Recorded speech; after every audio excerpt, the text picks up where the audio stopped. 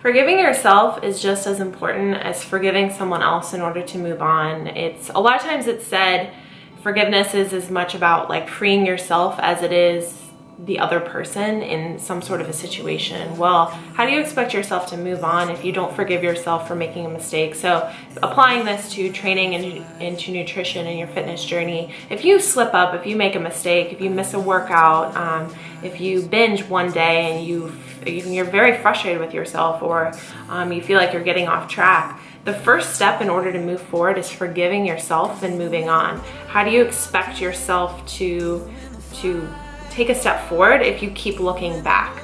The only time we should really be looking back is in order to learn a lesson. So in every single instance where you might make a mistake or you might slip up, what is something about that situation that you can look at it and you say, okay, well, I need to make those changes. So in looking back in the past, it's okay to look back and say, I did something in a way that was probably not optimal. How can I change that for the future? But if you keep beating yourself up over making a mistake, keep beating yourself up over slipping up on your diet or your nutrition, it's really counterproductive, and it's not something that will help you move forward in order to improve. It's really just keeping you a couple steps behind of where you should be. So forgive yourself, move on. That's the first step.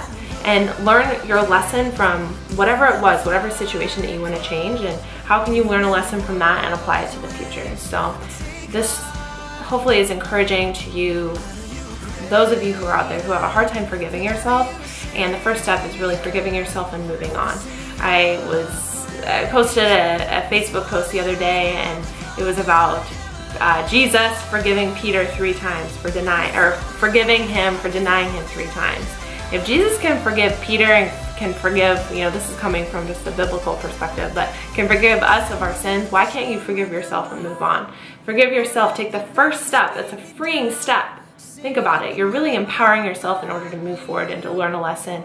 And without mistakes, without hardships, we wouldn't learn any lessons. So the frustrations, the things that you're frustrated with the most are actually some of the most pivotal moments in your fitness journey, or in any journey in your life. So use those frustrations as pivotal moments to forgive yourself and move forward, as opposed to keep looking back and beating yourself up.